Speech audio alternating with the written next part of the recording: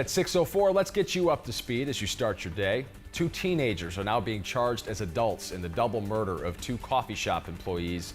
Police say 16-year-old Antonio Palafox Cermeno and 15-year-old Castulo Cervantes shot and killed those Jobot coffee employees last October.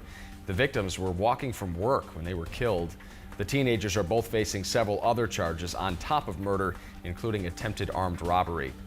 An attempted burglary did not go as planned for a couple would-be thieves. Two people were trying to break into a home near 35th Avenue and Southern in Phoenix last night when one was shot. That individual is expected to be okay. The other suspect fled the scene. Police are still looking for that second person. If you know anything, give Phoenix PD a ring. We're learning more about that botched lip injection story we first told you about on Today in AZ earlier this week.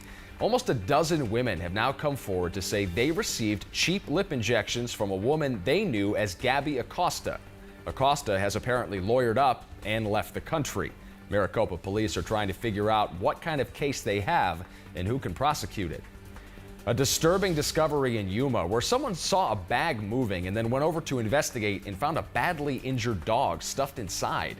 Now Yuma police are looking for the person responsible.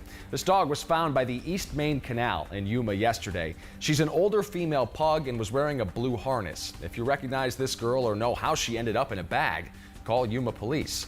You're now up to speed. You can get the latest news anytime on our website. It's 12news.com. Also, try downloading the free 12 News app.